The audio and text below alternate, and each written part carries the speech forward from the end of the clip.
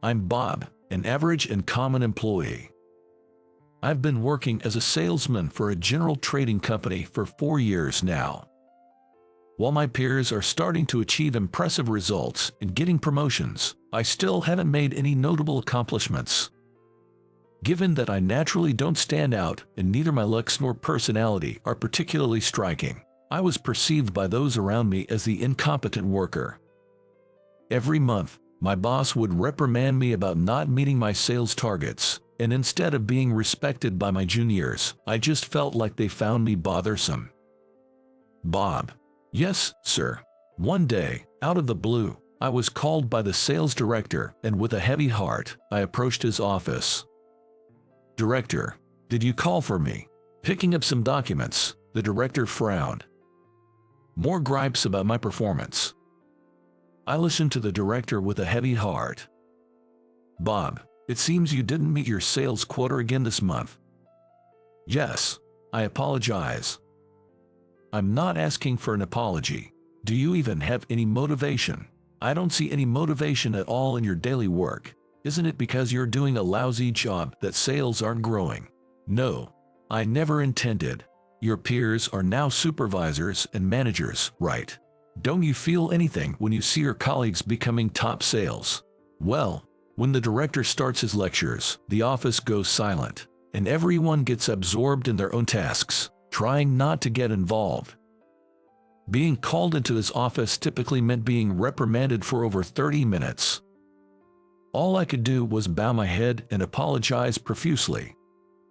I want you to go on a sales trip to the neighboring state next month.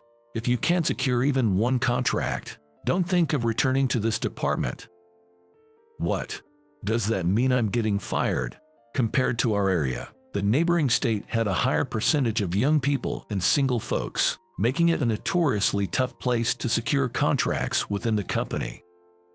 Maybe the director was intentionally sending me there to get rid of me. What's with that sour look? If you get even one contract, I'll exempt you from next month's quota. All right. Yes. I want to see how serious you are about your job. Understood. Excuse me. There's no arguing with the director's orders. And so, my trip to the neighboring state was decided. The business trip is for 3 days, and I absolutely have to secure at least one contract. That was the condition set by the director. Why did it have to be the place even my peers say it's tough to get contracts? Honestly, thinking about the next 3 days drained my appetite. I got off at the nearest station to the hotel I had booked and immediately started making my rounds in the residential areas surrounding the station. We're good. Not interested. I see. Excuse me. Even just after introducing myself through the doorbell, I'd get turned away with a clearly irritated voice. Quit bothering us. We don't accept salespeople here. Get out. Excuse me. After being turned down over a dozen times, already my heart was breaking. I don't mean to complain my company's product, but the penetration rate of water dispensers in general households is still low. I personally don't see the need for a water dispenser. Tap water is just fine. It's a tabletop water dispenser developed by our company that provides delicious natural water at a fixed rate every month. But I wonder if there's any demand outside of affluent or health-conscious households. Man, I'm beat. I arrived in the town in the afternoon, and before I knew it, dusk had settled. Wiping the sweat off my forehead, I took a seat on a park bench. As I stared blankly at the sky, I felt a wave of emptiness and was on the verge of tears. Suddenly, I felt a cold drop on my cheek. It was a sudden rain shower. Drops started to fall, and in a flash, it turned into a downpour. I quickly got up from the bench. Seriously, can't I catch a break? Tossing an empty plastic bottle into the trash bin near a vending machine, I left the park. I was on my way to check in at a hotel, heading towards the train station. As I passed by the riverbank, I glanced over and saw a woman, soaked to the bone, standing by the river's edge. Who would stand there without an umbrella in this heavy rain? Though I should have just moved on, Something inside me stirred, and I approached the drenched woman, calling out, "Are you all right? Being out here alone in this rain, you'll catch a cold." She turned around, startled. She was strikingly beautiful, with a well-composed face. I wondered if she was an office worker. Despite her soaked suit, our eyes met, and I felt my heart race. It wasn't just her captivating gaze, but the fact that she had been crying. Her moist eyes were red and swollen, and her complexion was very pale from being wet in the rain for so long. "I'm sorry. Please leave me alone. I want to be alone. It's dangerous here," I replied. The riverbank was muddy from the rain, and if she slipped and fell into the river, it would be serious. Maybe I was being pushy, but I grabbed her wrist. "Let me go. I'll let go if you step away from the river." "Why? It's none of your business." Tears streamed down from her eyes as I held on to her. "I can't just stand by and watch when you look like you might fall into the river any moment." As I insisted, she tried to shake off my grasp. "Whoa, she twisted herself and slipped. Careful, she lost her balance and was about to fall into the river. In a panic, I reached out with both hands, grabbing her arm and pulling with all my might to lift her up. She looked at me, wide-eyed in astonishment. "Why are you doing so much for me?" I wasn't sure why I was so determined myself. But it'd be a real disaster if she had fallen into the river and drowned. In such a situation, I couldn't just stand by and do nothing. Seemingly trusting me, she took my hand. Later, she said, "As a thank you for helping me, would you like to have coffee at my apartment?" I found myself being led to her apartment. For a regular bachelor like me, this was the first time entering a woman's place. Feeling a bit nervous, I took off my shoes at the entrance, and she handed me a towel from her dresser. "Thank you." "You're welcome. Don't worry."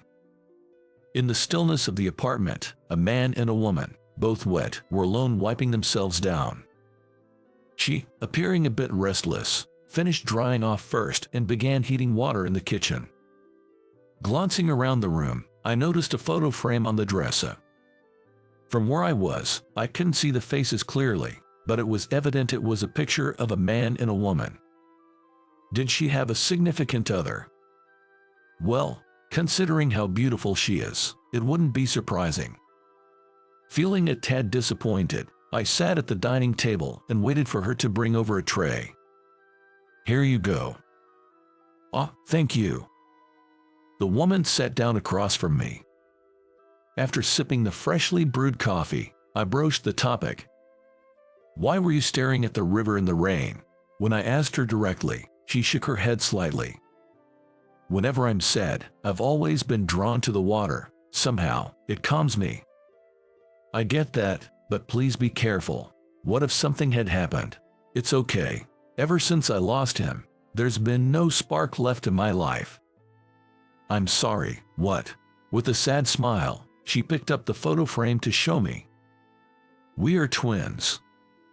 It seemed I mistakenly thought her brother was her boyfriend. Looking closely at the picture, he indeed looked strikingly similar to her in appearance and atmosphere. "What happened to your brother?" "He died in a car accident 4 years ago, just when he had landed his dream job." Listening to her story, I learned her brother was my age. That's truly heartbreaking. We lost our parents at a young age, so we only had each other. I jumped from job to job, but I could push through any hardship for his sake. Regret was absent in her voice as she talked about the past. Upon closely observing her hand gripping her cup, I noticed rift patches and evident signs of wear and tear. Seeing where my gaze landed, she blushed and hid her hands. "I do a lot of manual labor, and my hands get rough easily. I'm embarrassed, so please don't look." It appeared she had jiggled multiple jobs, including office work and part-time jobs, to make ends meet. She had stopped working part-time after her brother's death, and she seemed a bit self-conscious about it. "You might not like looking at these battered hands." "Not at all. They're a testament to how hard you've worked for your family. It's impressive." "Thank you." I scratched my head in embarrassment at my uncharacteristically impassioned speech in response to her modesty. She responded with a gentle smile that left me flustered. I was dazzled by her beautiful smile, and now she asked me a question. "Sorry to ask you, but what brought you to the riverside?" "Right. I never mentioned it. My name's Bob. I'm a salesman for Gold Mountain Corp." "Oh, I see. Sorry, I didn't tell you my name earlier." After introducing myself, she shared her name as well. She went by Erica and was 2 years older than me. "I'm sorry for the inconvenience during your work time." Don't worry about it. Work is, well, work, you know. Actually, today I walked around this town's residential area all day and couldn't secure a single contract. I have 2 more days on this business trip, but honestly, I can't help but feel anxious. Then, Erica looked me straight in the eyes and said, "But Bob, I bet you'd handle any job with style, wouldn't you?" Excuse me. It was a genuine compliment from Erica, but I shook my head in denial. "That's giving me too much credit. I can't secure any contracts, and while my peers are getting promotions, I'm still just an ordinary employee." I didn't intend to whine about such pitiful things to a woman, but perhaps I let my guard down around the soothing presence of Erica, letting more slip out than I meant to. I was never cut out for sales. I don't have the guts, and I'm not as brilliant as my peers. I don't know when I will be fired from my job if my performance continues at this rate. "Bob." "Huh?" Seeing me bear my insecurities, Erica's voice grew more stern. She overlaid her palm on mine, gripping it with conviction as she spoke. "Where's the brave Bob, who saved me from the river?" "Well, you saved me even though it might have been dangerous for you too, didn't you? I saw how hard you tried to help me, and that made me feel safe to trust you." "That was just because I was desperate. I just couldn't leave you there."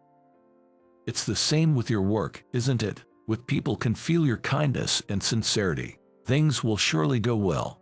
Erica's palm was warm, reminding me of the human warmth I had long forgotten. I never really thought about being earnest or passionate about my work since joining the company. After struggling with job hunting, I joined Gold Mountain Corp. Out of compromise, and I can't deny that I was insincere about a job I didn't want. My peers, on the other hand, were recognized for their motivation and personality from the start. They were favored by the department head.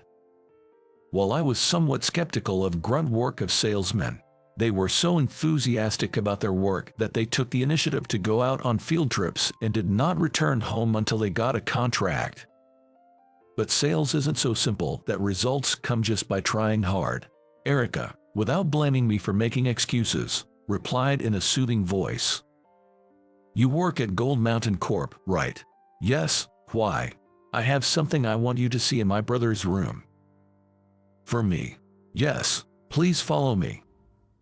I followed Erica into the room she led me to. My brother's room has been left as it was when he passed away.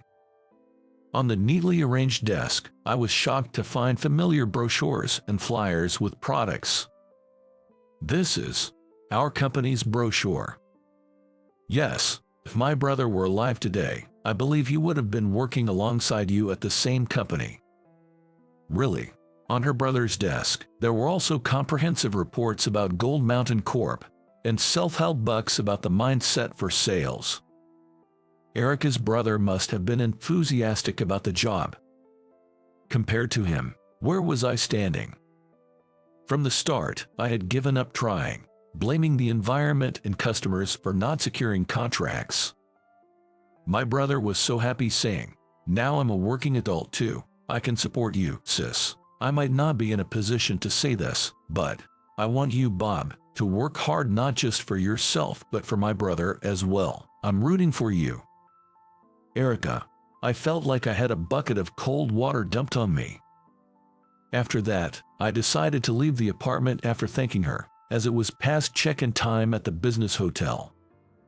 The next day, after staying at the motel, early in the morning, I got dressed. stuffed my bag with information on water dispensers and brochures, and once again walked every inch of this town.